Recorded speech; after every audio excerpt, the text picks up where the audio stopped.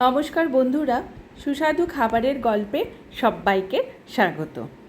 আজকে আমি 3টে মাত্র কাঁচা আম দিয়ে জ্যাম বানানো দেখাবো। এখানে কোনো কালার ইউজ করব না, আর খুব কম ইনগ্রেডিয়েন্ট দিয়ে কিভাবে জ্যাম কম সময়ে বানানো যায় সেটাই তোমাদের সাথে শেয়ার করব। দেখো, এখানে 3টে গোটা গোটা আম নিয়ে নিয়েছি, আর এখানে হাফ কাপ মতো জল দেব। মানে জলের মাপটা হবে জাস্ট আমের তলাটা একটুখানি ডুবে থাকবে সেরকম মতো। তো এটাকে কোনো রকম আটি আলাদা করব না, খোসা আলাদা করব না, এইভাবে 4টে সিটিতে সেদ্ধ করে নেব। 4টে সিটিতেই দেখবে খুব ভালো করে আমটা সেদ্ধ হয়ে গেছে। তারপর হাতটাকে আমি ভালো করে এখানে ধুয়ে নিয়েছি। এবার কড়াইতে সেই আমগুলোকে এখানে ট্রান্সফার করব। আমগুলোকে জাস্ট একটু প্রেস করলেই কিন্তু দেখবে এর পাল্পটা বেরিয়ে আসছে, আর খুব সহজেই আমগুলো থেকে মানে আটি আর খোসাটাকে আলাদা করা যাচ্ছে পাল্প থেকে।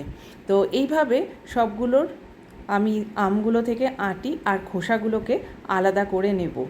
আর যে জলটা আমি দিয়েছিলাম সেটার সাথে আমের পাল্পটা মিশে গিয়ে জলটা বেশ একটু ঘনও হয়ে এসেছে। সেই জলটাও কিন্তু আমি এখানে নিয়ে নেব। প্রেসার কুকার থেকে কড়াইয়ে সেই জলটা আমি এখানে নিয়ে নিলাম। এবারে পুরো এই আমের যে পাল্পটা বেরোলো আর যে জলটা রয়েছে সেটাকে আমি এবার গ্যাসে বসাবো লো টু মিডিয়াম আঁচে। তো এটা দেখবে, এটা হওয়ার সময় মানে একটুখানি মানে এইভাবে নাড়তে হবে। তারপরে নাড়তে নাড়তে দেখবে এটা একটু ঘন হয়ে এসেছে। তখন এখানে একটুখানি আমি নুন দিয়েছি, আর একটুখানি নুনটা কিন্তু আন্দাজ মতো এখানে দিতে হবে। আর এখানে মানে আমি কিন্তু নুনটা দিয়েছি হাফ চামচ মতো, দেখো হাফ চামচেরও একটু কম আছে নুনটা।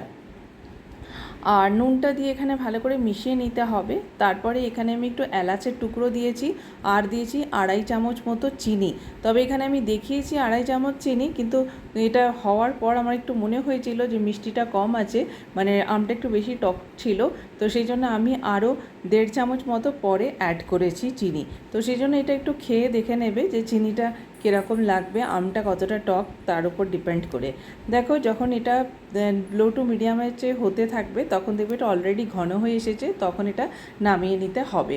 এই দেখো, জ্যাম আমার রেডি। এটা তুমি যে কোনো ব্রেড যেটার সাথে খুশি খাও, এমনিও খেতে পারো। তাহলে কেমন লাগলো জানিও।